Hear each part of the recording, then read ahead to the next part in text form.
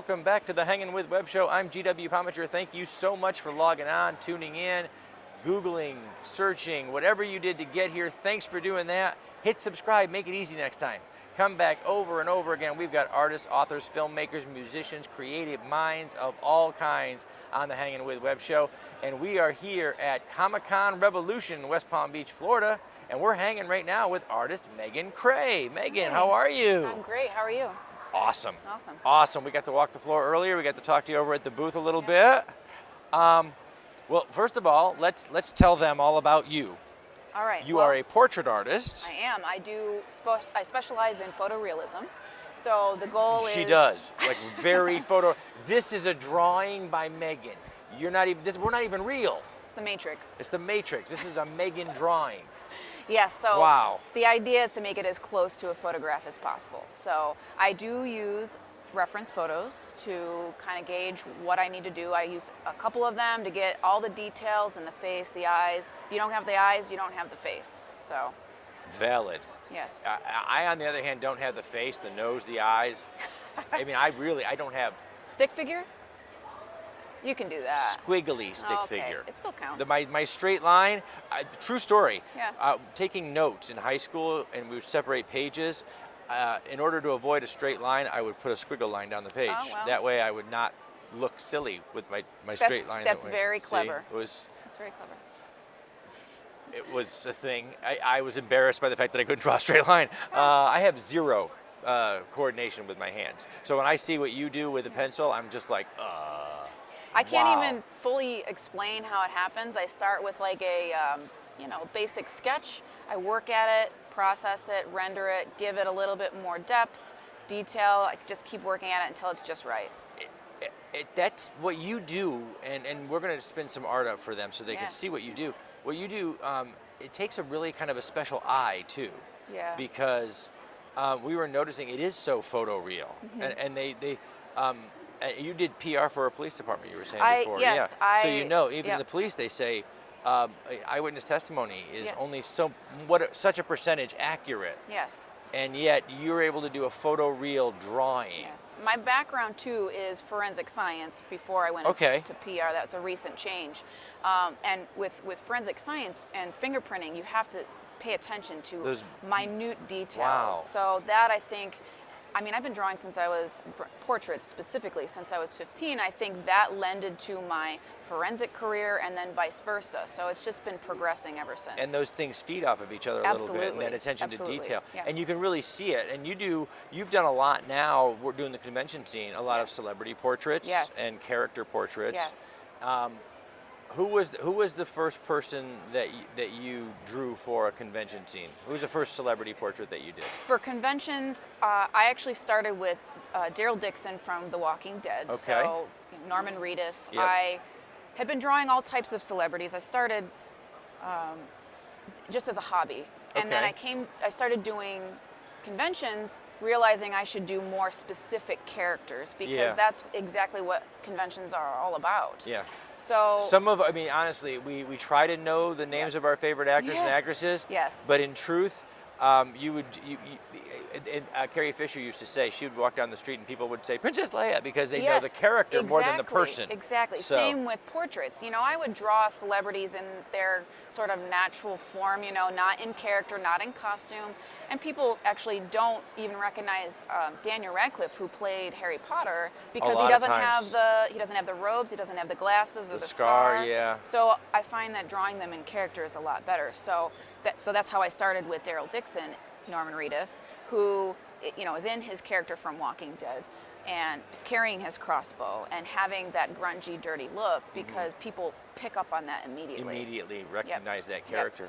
Do you have any favorites that you maybe you've drawn a little too often? Just they're your favorite character to draw? Well, my absolute favorite that I've ever done is Stan Lee.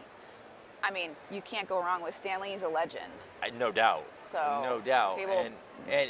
And what's interesting about Stan Lee, for a comic writer and creator, his own face is so well known and iconic that to draw portraits, everybody knows that's Stan Lee. Yes. People who don't know comics know that's Stan Lee. because he's probably been in a movie that you saw, walked by on the camera really Yes. briefly. So Yes. that's a lot of fun and things like that. Now we saw you have some X-Files pictures over there and things like that. So That's my you've been most drawing recent things. one, Oh, yeah. that's your most recent. Yes, it is. That's interesting because Yeah. that's one of the older properties here. Exactly, And yeah. that's one of your most interesting. Yeah. Wow, that is really cool. I don't mind doing a throwback. There you go. Are you a sci-fi comic fan? I absolutely. Star Trek, X-Files, Star Wars, all those things. All of it. Yep. Just all of the properties. Yep. And so I imagine that a portrait art, the way you do it, the photorealistic portrait art, is incredibly time consuming. Absolutely. How can you possibly know about these characters and still draw them? That's a good question. It's two things. How do you do the just right side of your brain? Do you have like a clone that watches the show and comes back and reports? Yes, I have an alternate universe, yes. alternate plane of existence, so I can do all things. She has her own alternate. Yeah. Yes. It is the Matrix, after It is the all. Matrix, and yeah, there we go. So, okay, we noticed your X-File portraits is autographed. You have Yes. some autograph photos over there. Yes.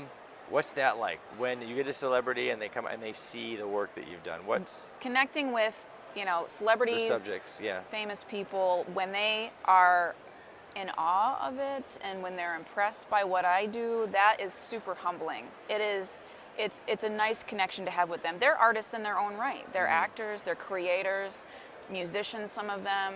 So to connect with them over something that I've created, just as the public connects with them over something they've created. Yeah. That's a nice exchange Well, for and me. it's interesting because unlike, if you were to do a commission or somebody to sit down to do a portrait with you, your subject is there, you've met your subject, it's really, but a celebrity portrait, a lot of times you're doing it from a distance. It's a distance Absolutely. exercise based on a character or a still shot or a screen capture. Yep. So when that person comes up, the real person is standing there and go, wow, that's me. Yeah. That's got to be a really just awesome feeling. Yes, you know? absolutely. So you are doing, you're pulling double duty this weekend. I am. Well, I don't know. She told us all about your forensics and her PR. She's pulling like quadruple duty every day. But this weekend she's on double duty because you're doing work with your art. Yep. But you're also helping your wife out with PuffQuest. Yes. Tell us about PuffQuest. PuffQuest is a creation of my wife, Ashley Steele. She's an artist as well. We've had a really great connection over the years, building each other up with our artwork. So she has created this venture with plushie characters, basically characters that either exist or her own creation. Okay. That she turns into, she prints it on fabric and then we sew it together. I actually do the sewing. She does all the pinning and stuffing and all that stuff. And then it's something that people can take home with them and take them on their adventures. They're puff quests. They're PuffQuest adventures. Yeah. We saw some of the characters are really cool. Yeah. It's really awesome. It is so neat to see the collaboration there. Yeah.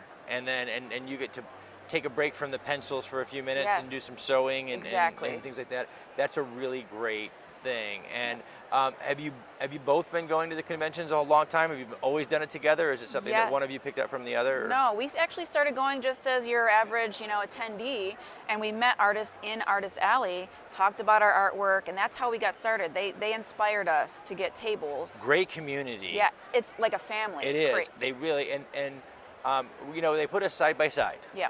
But in this particular room, in this particular place, it's not as competitors, as colleagues. Exactly. It's unlike anything else. So many people you see, comic writers and comic artists and inkers and artists, and then we come back 2 or 3 cons later and they're collaborating behind the table together. They're doing work. Yeah. It's an amazing group of people to be a part of. Yes. How long have you been touring conventions and selling your artwork professionally? About 4 years About we've been 4 years? doing it. Yeah, we started off in Orlando a few years ago. Okay. Yep. Awesome. And okay, so artists, Yes. I know when I write, Yes. I have to have like the curtains drawn. I don't want any distractions. Yes. The curtains are drawn. The music is on a little bit. Yes. And I'm behind my desk, and I throw the girls out of the house Yeah. for days. Just stay away. Yeah. And so, do you have any art rituals? Do you need a special place in the house? Is there some place that's like, Yes. stay away, I'm working? Yes, I like working with natural light, so I like to work near the windows or even outside, like on the porch or something. And I do like music, something to kind of keep me grounded, kind of drown out the rest of the world. But I've worked in coffee shops before, you know, just So sat there and drawing just to change up the scenery, because there's a lot of distractions at home. Sometimes I'm thinking about, oh, what else could I be doing? The dog is here, he wants my attention, you know. So sometimes I like to change it up to get my focus back and reset the system. Absolutely. So you like a little music when you're doing art? Yep. Favorite drawing jam? Favorite drawing jam? I actually like a lot of dubstep and trip hop, because Nobody saw that coming. The entire internet went, what? Yeah.